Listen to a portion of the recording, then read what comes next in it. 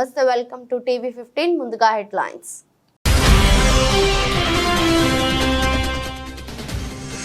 ప్రధానిని ఆయన నివాసంలో కలిసిన ఒలింపిక్స్ లో తలపడిన భారత బృందం. ఈవెంట్ సందర్భంగా అథ్లెట్లకు ఎదురైన అనుభవాల గురించి తెలుసుకున్న ప్రధాని.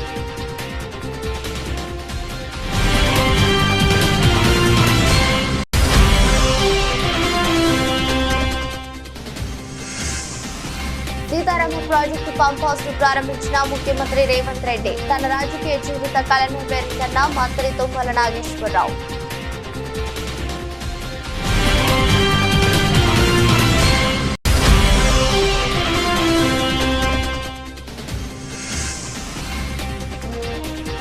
ఇస్రో మరో ఘనత.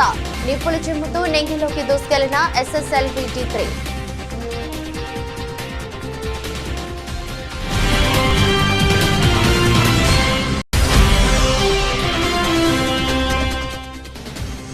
మహిళలపై కేటీఆర్ బ్రేక్ డాన్స్ కామెంట్. నిప్పులు చెరిగిన సీతక్క. బస్సుల్లో బ్రేక్ డాన్సులు వేసుకోవచ్చునని కేటీఆర్ మాట్లాడటాన్ని తప్పుపట్టిన సీతక్క.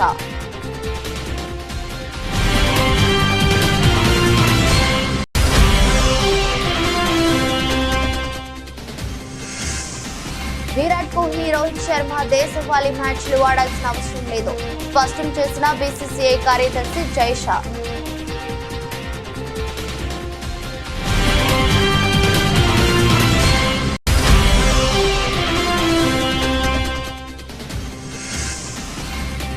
భారీ లాభాల్లో స్టాక్ మార్కెట్లు. నిమిషాల్లోనే 3.67 లక్షల కోట్ల లాభం.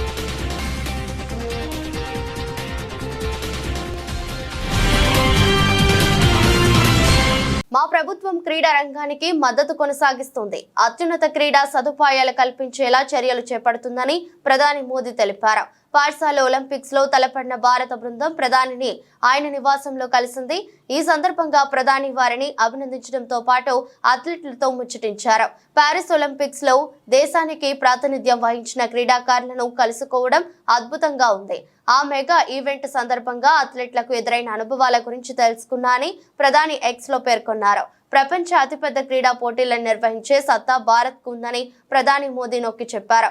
ఈ క్రమంలో 2036 ఒలింపిక్స్ నిర్వహణకు ఉన్న ఏ అవకాశాన్ని వదలబోమని ఎర్రకోట నుంచి చేసిన స్వాతంత్ర ప్రసంగంలో స్పష్టం చేశారు. 2036 విశ్వ క్రీడలను నిర్వహించాలన్నది భారత్ స్వప్నం. అందుకోసం మేము ఇప్పటికే చర్యలు ప్రారంభించామని గుర్తు చేశారు.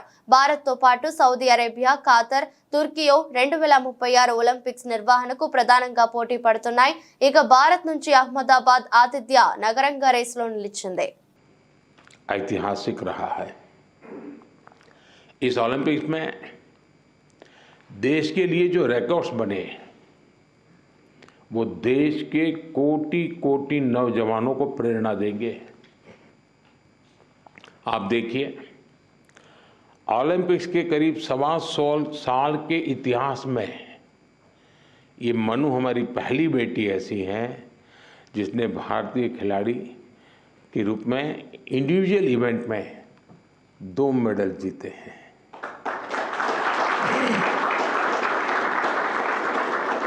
हमारा नीरज पहला ऐसा भारतीय खिलाड़ी है जिन्होंने इंडिविजुअल इवेंट में गोल्ड और सिल्वर जीते। हॉकी में भारत ने 52 साल बाद लगातार 2 बार मेडल जीते कंटिन्यू। अमन ने केवल 21 साल की उम्र में मेडल जीत करके देश को बिल्कुल इतना प्रसन्न कर दिया है। और अमन के जीवन के विषय में आज देश जानने लगा है तो उनको लग रहा है कि भाई व्यक्तिगत जीवन की कठिनाइयों से भी इंसान अपनी यात्रा को, स्वप्न को, संकल्प को सिद्ध कर सकता है। कठिनाइयाँ अपने आप अपनी जगह पर रह जाती है। अमन ने करके दिखाया है। विनेश पहली ऐसी भारतीय बनी जो कुश्ती में फाइनल तक पहुंची। ये भी हमारे लिए बड़ा गर्व का विषय है।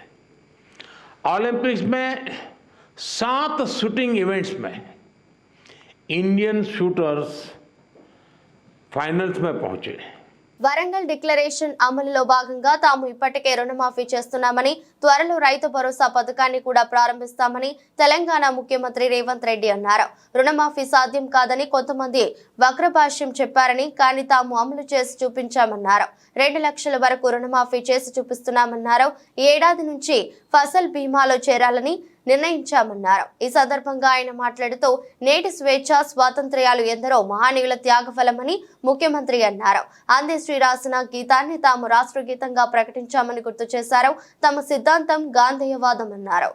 స్ఫూర్తిగా ఈనాడు కాంగ్రెస్ పార్టీ మే 6, 2022 నాడు వరంగల్ గడ్డ మీద రైతు సంఘర్షణ సమితి ఏర్పాటు చేసి రైతు డిక్లరేషన్లో తెలంగాణ రాష్ట్ర రైతాంగానికి 2 లక్షల వరకు రైతు రుణమాఫీ చేస్తామని చెప్పి మన అభిమాన నాయకుడు శ్రీ రాహుల్ గాంధీ గారు ఇచ్చిన మాటకు తెలంగాణకు వచ్చి మనకు ఇచ్చిన గ్యారంటీకి కట్టుబడి 8 నెలలు తిరగకంటే ముందే తెలంగాణ రాష్ట్రంలో ఉన్న లక్షలాది మంది రైతాంగానికి 2 లక్షల రూపాయల రుణమాఫీ 31,000 కోట్ల రూపాయలను వారికి రుణ విముక్తులను చేసి బ్యాంకుల నుంచి వాళ్లకు స్వేచ్ఛను ప్రసాదించి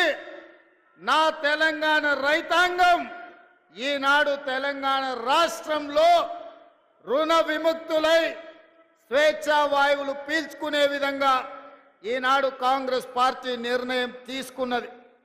మిత్రులారా, ఆనాడు పార్లమెంట్ ఎన్నికల సందర్భంగా ఖమ్మం జిల్లాకు వచ్చినప్పుడు ఇదే గడ్డ మీద నుంచి ఆనాడు మీకు ఒక మాట చెప్పిన, రాబోయే పార్లమెంట్ ఎన్నికల్లో ఖమ్మం నుంచి రఘురామిరెడ్డిని, మహబూబాబాద్ నుంచి బలరాం నాయకును అత్యధికంగా మీరు గెలిపించండి, అత్యధిక మెజారిటీ ఇచ్చి వాళ్ళిద్దరిని పార్లమెంటుకు పంపించండి. భద్రాద్రి రామచంద్రుడు సాక్షిగా 15 ఆగస్టు లోపల తెలంగాణ రైతాంగానికి 2 లక్షల రూపాయల రుణమాఫీ చేస్తానే ఈ ఖమ్మం గడ్డ మీద నుంచే తెలంగాణ రైతాంగానికి ఆనాడు మాట ఇవ్వడం జరిగింది. మహిళలపై కేటీఆర్ అభ్యంతరకర వ్యాఖ్యలు చేశారంటూ మంత్రి సీతక్క మండిపడ్డారు. ఈ మేరకు ఆమె ఓ వీడియోను విడుదల చేశారు. ఆర్టీసీ బస్సుల్లో మహిళలు బ్రేక్ డాన్సులు, రికార్డింగ్ డాన్సులు వేసుకోవచ్చునంటూ మహిళల పట్ల కేటీఆర్ అవమానకరంగా మాట్లాడనున్నారు. ఆయనకు ఆడవాళ్లంటే గౌరవం లేకుండా పోయిందన్నారు. కాంగ్రెస్ ఇచ్చే ఉచిత పథకాల కోసం కక్కుర్తిపడి బ్రేక్ డాన్సులు చేస్తున్నారన్నట్లుగా మాట్లాడటం శోచనీయమన్నారు. గత 10 ఏళ్లలో హైదరాబాద్ నగరంలో క్లబ్లు, పబ్లు బ్రేక్ డాన్స్లను ఎంకరేజ్ చేసిన చరిత్ర మీదని విమర్శించారు. కానీ తాము మాత్రం మహిళలకు అన్ని రకాలుగా ప్రయోజనం కలిగించాలని ఉచిత బస్సు ప్రయాణ సౌకర్యం కల్పించామన్నారు. బస్సులో ఏదో సీటు ఖాళీగా ఉంటే ఇతరులకు ఎలాంటి ఇబ్బంది కలగకుండా బ్రేక్ డాన్సులు వేస్తే తప్పేమిటని ప్రశ్నించారు. ఈరోజు ఉచిత బస్సు ప్రయాణంలో మరి దాని గురించి మాట్లాడుతూ కేటీఆర్ గారు మాట్లాడినటువంటి తీరు అత్యంత జుగుప్సాకరంగా, అసహ్యంగా, కూడా మహిళల పట్ల అగౌరవంగా మాట్లాడినటువంటి తీరును మేము తీవ్రంగా ఖండిస్తా ఉన్నాం. ముఖ్యంగా వారి వ్యాఖ్యలు ఎట్లున్నాయంటే గుమ్మడికాయ దొంగలంటే భుజాలు బిసుకున్నట్టుగా ఉంది. నిన్న మన మహిళల యొక్క స్త్రీనిధి వార్షికోత్సవం సందర్భంగా నేను మాట్లాడుతూ మహిళలు ఆర్థికంగా ఎదగాలి, మహిళల ప్రగతే సమాజ ప్రగతిగా మనం గుర్తిస్తున్నాం కాబట్టి మహిళలు అన్ని రంగాల్లో ముందుండాలని కాంగ్రెస్ ప్రభుత్వం పెట్టినటువంటి గ్యారంటీ స్కీములలో కూడా ఆర్థిక భారం మహిళల మీద పడకూడదని వడ్డీ మాఫీ, వడ్డీ లేని రుణాలు గాని, ఉచిత బస్సు ప్రయాణం గాని, 500కే గ్యాస్ సిలిండర్ గాని, అమ్మ ఆదర్శ పాఠశాలలు గాని, రిపేర్స్ గాని, అదేవిధంగా మరి ఇతర వ్యాపారాలను కూడా మహిళా సంఘాలకు ఇచ్చి మహిళల యొక్క ఆర్థికంగా మహిళలను ఆర్థికంగా స్ట్రెంథెన్ చేయడం కోసం చేస్తున్నటువంటి కృషిని తెలియజేస్తూ ఈరోజు ఉచిత బస్సు ప్రయాణంగా మహిళలు చాలా గంటలు దూర ప్రయాణం చేస్తూ ఉంటారు. ఈ ప్రయాణం ద్వారా వారిని కొంతమంది హాస్యాస్పదంగా మాట్లాడుతున్నారు. కేవలం ఉచిత బస్సు ప్రయాణం ఉంది కాబట్టి ఇష్టం ఉన్నట్టుగా మరి ప్రయాణాలు చేస్తున్నారు, చెడిపోతున్నారని కొంతమంది ప్రత్యేకంగా వీడియోలు తీసి పెడుతున్నారు. ఇది ఎంతవరకు కరెక్ట్ అని మాట్లాడడం జరిగింది. అదే టైంలో సరే 100 కిలోమీటర్లు నేను గుర్తు చేసిన కూడా ఆదిలాబాద్ నుంచి హైదరాబాదు లేదా వరంగల్ నుంచి హైదరాబాదు ఇట్లాంటి క్రమంలో వాళ్ళు ఏదైనా మార్కెట్లో కొనుక్కొని ఇంటికి పోయేసరికి పొద్దుపోతుంది, చీకటి అవుతుంది, మళ్ళీ అదే పని కదా అనుకొని వాళ్ళ బ్యాగులో ఉన్నది వాళ్ళు కూర్చున్న సీట్ కాడనే ఎల్లిపాయలు ఊడ్చుకుంటున్నారు, లేకుంటే ఏదో కుట్టుకున్నారు, ఏదో వాళ్ళు ఉన్న సీట్ కాడ వాళ్ళు ఏదో పని చేస్తారు. క్రమశిక్షణగా బస్సులలో ప్రయాణం చేయండి. ముఖ్యమంత్రి రేవంత్ రెడ్డి భద్రాద్రి కొత్తగూడెం జిల్లాలోని పూసుగూడెంలో సీతారామ ప్రాజెక్టు 2వ పంప్ హౌస్ ను ప్రారంభించారు. ఆ తర్వాత ఈ ప్రాజెక్టు పైలాన్ ను ఆవిష్కరించారు. ఈ కార్యక్రమంలో జిల్లాకు చెందిన మంత్రులు తుమ్మల నాగేశ్వరరావు, పొంగులేటి శ్రీనివాసరెడ్డితో పాటు మంత్రి ఉత్తమ్ కుమార్ రెడ్డి పాల్గొన్నారు. మొదటి పంప్ హౌస్ ను మంత్రి కోమటిరెడ్డి వెంకటరెడ్డి ప్రారంభించగా 3వ పంప్ హౌస్ ను ఉమ్మడి ఖమ్మం జిల్లాకే చెందిన ఉప ముఖ్యమంత్రి మల్లు బట్టి విక్రమార్క ప్రారంభించారు. సీతారామ ప్రాజెక్టు ప్రారంభోత్సవంతో తన రాజకీయ కళ నెరవేరిందని మంత్రి తుమ్మల నాగేశ్వరరావు అన్నారు. ఈ ప్రాజెక్టు కోసం నాటి బీఆర్ఎస్ ప్రభుత్వం 8,000 కోట్లు ఖర్చు చేసిందన్నారు. పంప్ హౌస్ మోటార్లు పాడవకుండా ఉండేందుకు తమ ప్రభుత్వం చర్యలు తీసుకుందన్నారు. స్వాతంత్ర దినోత్సవ వేడుకల బిజీ షెడ్యూల్లోనూ ముఖ్యమంత్రి ఈ ప్రాజెక్టు ప్రారంభోత్సవం కోసం వచ్చారన్నారు. తెలంగాణ సచివాలయం ముందు కాంగ్రెస్ ప్రభుత్వం రాజీవ్ గాంధీ విగ్రహం ఏర్పాటు చేసింది. రాజీవ్ గాంధీ విగ్రహ ప్రాంగణాన్ని మంత్రులు పొన్నం ప్రభాకర్, పొంగులేటి శ్రీనివాసరెడ్డి, ముఖ్యమంత్రులు సలహాదారులు వేం నరేందర్ రెడ్డి, ఎమ్మెల్సీ మహేష్ కుమార్ గౌడ్ తదితరులు పరిశీలించారు. ఈ నెల 20వ తేదీ మాజీ ప్రధాని రాజీవ్ గాంధీ జయంతి సందర్భంగా సచివాలయం ముందు ఏర్పాటు చేస్తున్న రాజీవ్ గాంధీ విగ్రహావిష్కరణ ఉండటంతో మంత్రులు పనులను పరిశీలించారు.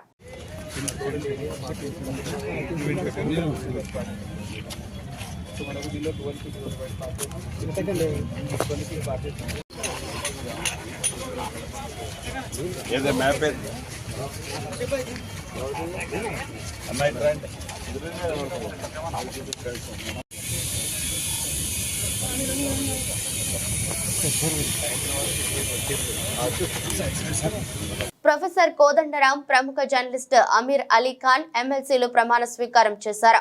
శాసన మండలిలోని తన ఛాంబర్లో కౌన్సిల్ చైర్మన్ గుత్తా సుఖేందర్ రెడ్డి ఇరువురితో ప్రమాణం చేయించారు. ఈ కార్యక్రమంలో మంత్రులు పొన్నం ప్రభాకర్, పొంగులేటి శ్రీనివాసరెడ్డి, ప్రభుత్వ సలహాదారులు వేం నరేందర్ రెడ్డి, ప్రభుత్వ విప్ బిర్లా ఐలయ్య, ఎమ్మెల్సీ మహేష్ గౌడ్, కాంగ్రెస్ నాయకులు పాల్గొన్నారు. ఈ సందర్భంగా నూతన ఎమ్మెల్సీలకు మంత్రులు అభినందనలు తెలియజేశారు. అసెంబ్లీ కార్యదర్శి వారికి రూల్ బుక్ అందజేశారు. అనంతరం ప్రొఫెసర్ కోదండరాం మీడియాతో మాట్లాడుతూ ఎమ్మెల్సీగా అవకాశం ఇచ్చిన ముఖ్యమంత్రికి, గవర్నర్ మండలి చైర్మన్ కు కృతజ్ఞతలు తెలిపారు. తాను ఎమ్మెల్సీగా కావడంతో ఉద్యమకారులు సంతోషంగా ఉన్నారని చెప్పారు. ఎమ్మెల్సీ కావడం అదనపు బాధ్యత మాత్రమేనని భావిస్తున్నారని తెలిపారు. ఉద్యమకారులు అమరవీరుల ఆంక్షల మేరకు పనిచేస్తానని వెల్లడించారు. అనేక మంది బలిదానాలు చేయడం వల్లే తాము ఈ స్థానంలో ఉన్నామన్నారు.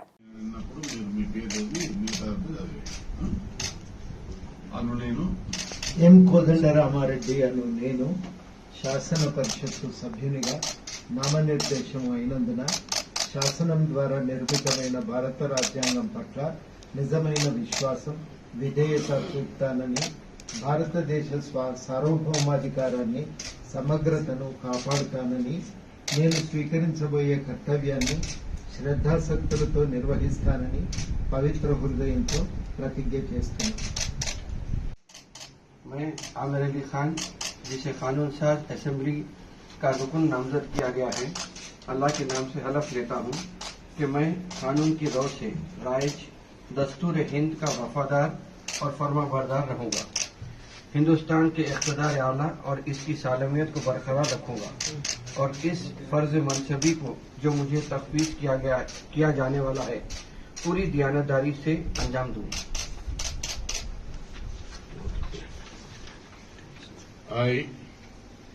आमिर अली खान, रुकन कानून साज, तेलंगाना कानून साज काउंसिल, अल्लाह के नाम से हलफ लेता हूँ कि मैं ऐवान के क़वायद का पाबंद रहूँगा, उन पर अमल करूँगा और आदाब मजलिस को मलहूज रखते हुए ऐवान की रिवायत का एहतराम करूँगा। వరుస విజయాలతో దూసుకెళ్తున్న భారత అంతరిక్ష పరిశోధన సంస్థ మరో ఘనతను సాధించింది. శ్రీహరికోటలోని షార్ అంతరిక్ష ప్రయోగ కేంద్రం నుంచి SSLV-D3ని విజయవంతంగా నింగిలోకి పంపింది. ఈ రాకెట్ ద్వారా 175 కిలోల EOS-8 ఉపగ్రహాన్ని నిర్ణీత కక్షలోకి ప్రవేశపెట్టింది. విపత్తుల సమయంలో ఈ ఉపగ్రహం కీలక సమాచారాన్ని పంపిస్తోంది. ప్రకృతి విపత్తులతో పాటు అగ్ని పర్వతాలను కూడా ఈ శాటిలైట్ పర్యవేక్షిస్తుంది. మొత్తం 17 నిమిషాల పాటు రాకెట్ ప్రయోగం కొనసాగింది. ఈఓఎస్ శాటిలైట్ ను యుఆర్ రావు శాటిలైట్ సెంటర్ లో అభివృద్ధి చేశారు. ఈ ఉపగ్రహంలో ఉండే electro optical infrared payload mid wave, long wave infrared లో చిత్రాలను తీస్తుంది. ఈ శాటిలైట్ పంపించే సమాచారం విపత్తు నిర్వహణలో ఎంతో ఉపయోగపడుతుందని ఇస్రో శాస్త్రవేత్తలు తెలిపారు. ఈ ఉపగ్రహం ఏడాది పాటు పనిచేస్తోంది. రేవంత్ రెడ్డి నిన్న ఖమ్మం వచ్చి పిచ్చి పిచ్చిగా మాట్లాడారంటూ ఎమ్మెల్సీ తాతా మధు ఆగ్రహం వ్యక్తం చేశారు. అసలు సీతారామ ప్రాజెక్టు గురించి రేవంత్ రెడ్డికి ఏమైనా తెలుసా? సీతారామ ప్రాజెక్టు రేవంత్ రెడ్డి కట్టించాడని ప్రశ్నించారు. నోరుంది కదా, మైకుంది కదా అని ఇష్టం వచ్చినట్లు మాట్లాడితే జనం తిరగబడతారన్నారు. ప్రతిపక్షంలో ఉన్నప్పుడు ఈ రాష్ట్రంలో డెమోక్రసీ లేదని చెప్పి గొంతు చించుకున్నారు. మరి నిన్న ఖమ్మంలో బీఆర్ఎస్, సిపిఐ, సిపిఎం నాయకులను ముందస్తు అరెస్టు చేయడం, లాఠీ చార్జ్ చేయడం ఎందుకు చేశారని నిలదీశారు. నిన్న ఖమ్మం వచ్చాడు, పిచ్చి పిచ్చిగా మాట్లాడతాడు. ఆయన ఏదో కట్టించినట్టు సీతారామకి, ఆయన ఫండ్స్ ఇచ్చినట్టు. నీకు తెలుసా అసలు సీతారామ గురించి? ఆడ మంత్రులు చాలా మంది చాలా విషయాలు మాట్లాడు. ఏమై నోరుంది కదా, మైక్ ఉంది కదా, ఇష్టం వచ్చేట్టు మాట్లాడతా అంటే కొద్ది రోజులు భరిస్తారు, తర్వాత జనం తిరగబడతారు. అంత ఈజీగా ఏముండదు. ఒకటే గొంతు చించుకుని ముఖ్యమంత్రి కాకముందు ప్రజాస్వామ్య పరిరక్షణ, ఈ రాష్ట్రంలో ప్రజాస్వామ్యం లేదు, డెమోక్రసీ లేదు, ముళ్ళ కంచెలు వేశారు, ముళ్ళ కంచెలతో పరిపాలన చేస్తానని చెప్పిండ్రు. నువ్వు నిన్నేం చేసినావు? బీఆర్ఎస్ పార్టీ వాళ్ళనే కాదు, ఎంఎల్ పార్టీ వాళ్ళని, సిపిఎం వాళ్ళని, సిపిఐ వాళ్ళని, బీజేపీ వాళ్ళని అందరినీ ముందస్తుగా అరెస్ట్ చేశారు. నీకేందంత భయం? నువ్వు ప్రజాస్వామ్యవాదివి కదా, నీకు ప్రజాస్వామ్యం మీద నమ్మకం ఉంది కదా, మరి ఎందుకు అరెస్ట్ చేయాల్సి వచ్చింది? ముందస్తుగా గృహ నిర్బంధం చేశారు, లాఠీ చార్జీలు చేశారు. అంటే చెప్పేది ఒకటి, చేసేది ఒకటి రేవంత్ రెడ్డి గారు. రాష్ట్రంలో అన్న క్యాంటీన్లు పునఃప్రారంభమయ్యాయి. ఈ సందర్భంగా మంత్రి నారా లోకేష్ శుక్రవారం మీడియాతో మాట్లాడుతూ కూటమి ప్రభుత్వం అధికారంలోకి వచ్చిన 100 రోజుల్లోనే అన్న క్యాంటీన్లు ప్రారంభించామని తెలిపారు. 2019 సెప్టెంబర్ వైసీపీ కూడా అన్న క్యాంటీన్లు ప్రారంభిస్తామని చెప్పారన్నారు. వ్యక్తిగతంగా నేను కూడా ఆనాడు ఆభరణాలు ఇవన్నీ అందిస్తాం జరిగింది.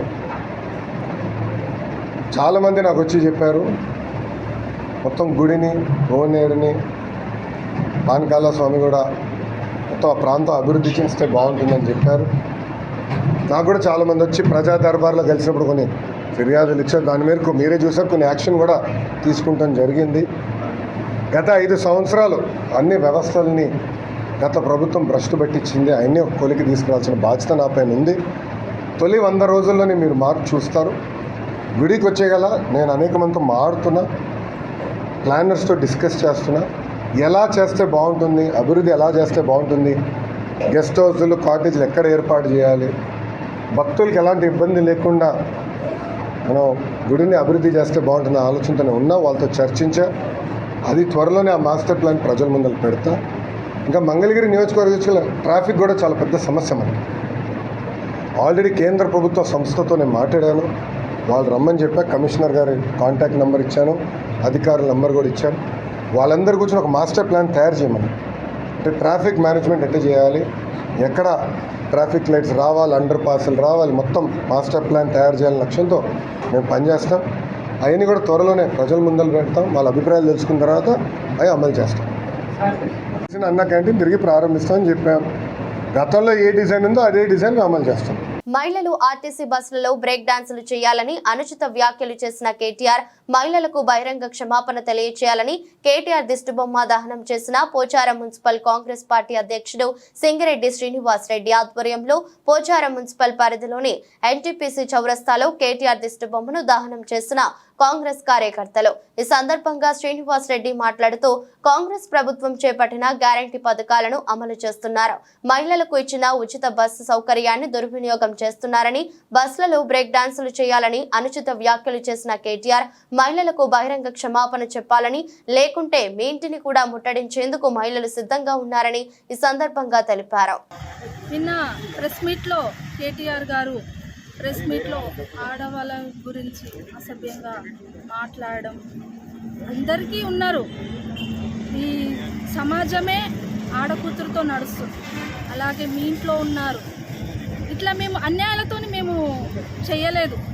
బస్సు సౌకర్యం మహాలక్ష్మి మన కాంగ్రెస్ పార్టీ హయాంలో సోనియా గాంధీ ఇచ్చిన 6 గ్యారెంటీలో మహాలక్ష్మి పథకంలో మహిళలకు ఫ్రీ బస్ ఇచ్చారు. ఆ ఫ్రీ బస్సు మా అవసరాల కోసమే మేము వాడుకుంటున్నాం మేము, అంతే తప్ప కొంతమందికి ఆరోగ్యపరంగా ఉంది, కొంతమందికి ఏమో అవసరతల పరంగానే మేము వెళ్తున్నాం. నువ్వు మాట్లాడే మాటలు ఎలా ఉందంటే మేము ఇంట్లో పని చేతగాక మేము బస్సులో ఎక్కి మేము ఇవన్నీ చేస్తున్నామని నువ్వు అట్లా మాట్లాడడం ఎంతమంత మంచిది కాదు. మీరు జాగ్రత్తగా మాట్లాడు. ప్రెస్ మీట్కి వచ్చినప్పుడు మీరు మీ పార్టీ గురించి కానీ మీరు ఆపోజిట్లో ఉన్నారు, మీరు మాట్లాడండి, కానీ వ్యక్తిగతంగా ఆడవాళ్ళని మాత్రం మీరు తీసుకోకూడదు. మా పైన మీరు మాట్లాడే మొన్న సబితకంతో మాట్లాడింది వేరు, ఈరోజు మా అమ్మల్ని మీ ఆర్టీసీ బస్ ఎక్కి మీ అవసరాల కోసం వాడుకుంటున్నారు, బ్రేక్ డాన్సులు చేయొచ్చు అంటే ఇది ఎంతవరకు కరెక్టు? ఇది మాట్లాడచ్చా? మీరు ఒక హోదాలో ఉండి ఒక ఆపోజిట్లో పార్టీలో ఉండి మీరు ఈ మాట ఎంతవరకు కరెక్ట్? మీరు మాట్లాడు, మీ గుండె మీద చేసుకొని చెప్పండి. నిన్న చేసిన అనిశ్చిత వ్యాఖ్యలను వెంబడే ఉపసంహరించుకోవాలి. మహిళల పట్ల ఇంత అసభ్యకరంగా మాట్లాడడం మంచి పద్ధతి కాదు. ఇంకోటి, మీరు 10 సంవత్సరాలు పార్టీలో ప్రభుత్వంలో పనిచేసారు, పార్టీలో వర్కింగ్ ప్రెసిడెంట్గా చేసారు. మీరు మీ అయ్యనేమో ముఖ్యమంత్రిగా చేసినాడు. మీకు అవగాహన ఉండాలి మహిళల పట్ల ఎట్లా మాట్లాడాలి, ఎట్లా ఉండాలని చెప్పేసి.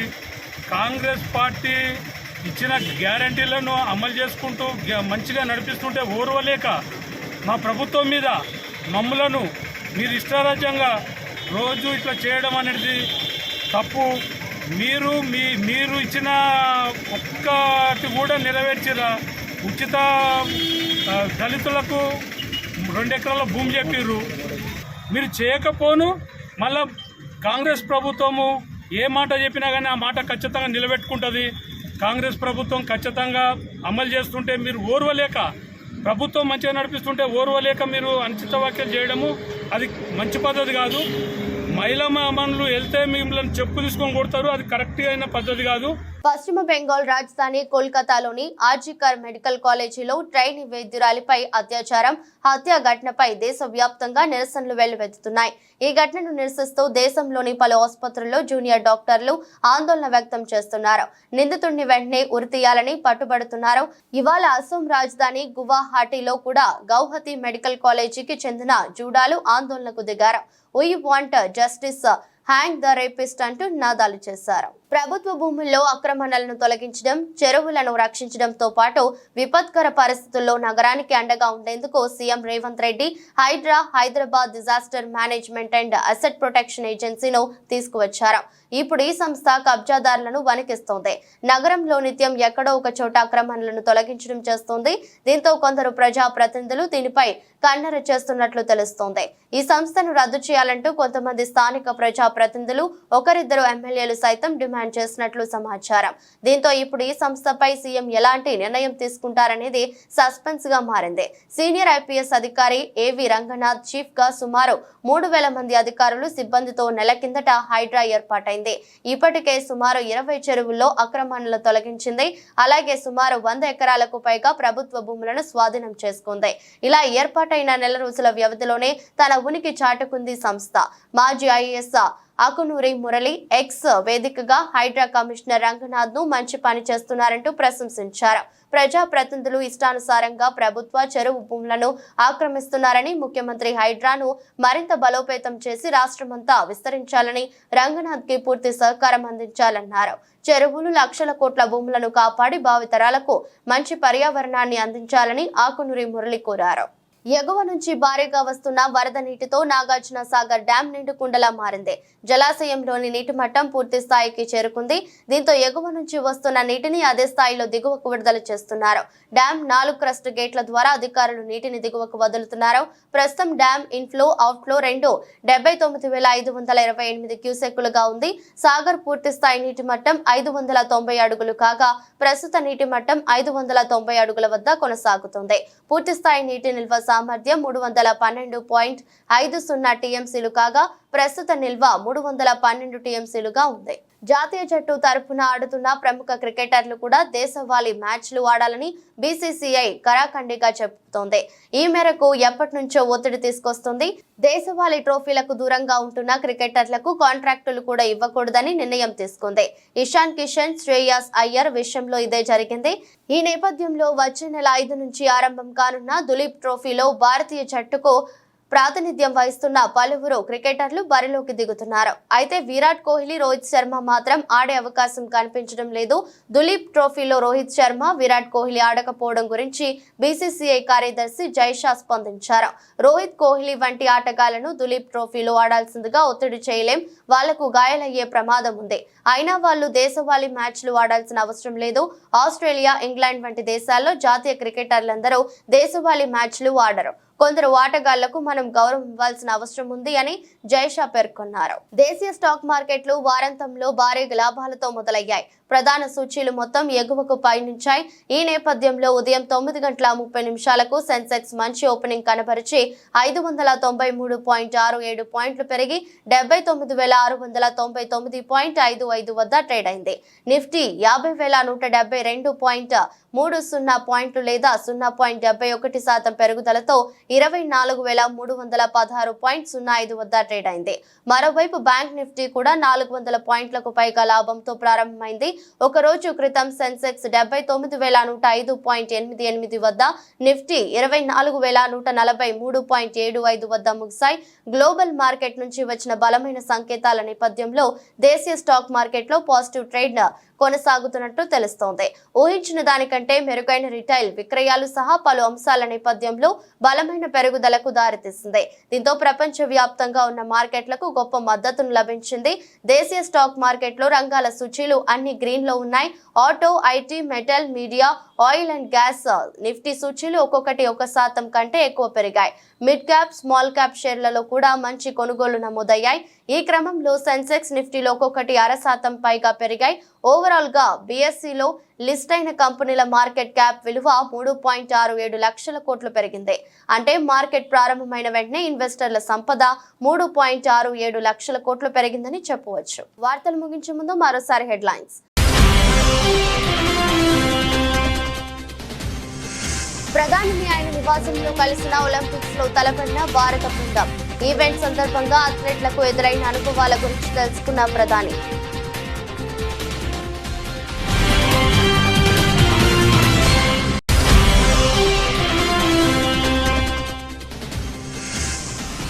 సీతారామ ప్రాజెక్టు పంప్ హౌస్ ను ప్రారంభించిన ముఖ్యమంత్రి రేవంత్ రెడ్డి. తన రాజకీయ జీవిత కళను పేర్కొన్న మంత్రి తుమ్మల నాగేశ్వరరావు.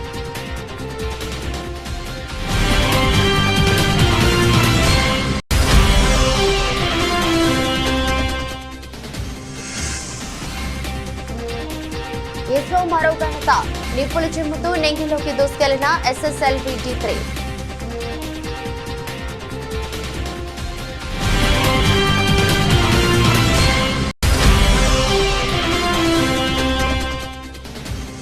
మహిళలపై కేటీఆర్ బ్రేక్ డాన్స్ కామెంట్. నిప్పులు చెరిగిన సీతక్క. బస్సుల్లో బ్రేక్ డాన్సులు వేసుకోవచ్చునని కేటీఆర్ మాట్లాడటాన్ని తప్పుపట్టిన సీతక్క.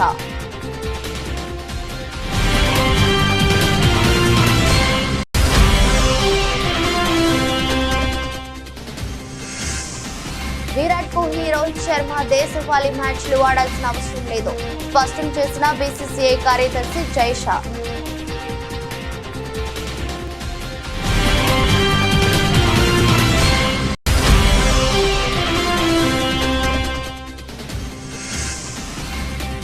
భారీ లాభాల్లో స్టాక్ మార్కెట్లు. నిమిషాల్లోనే 3.67 లక్షల కోట్ల లాభం.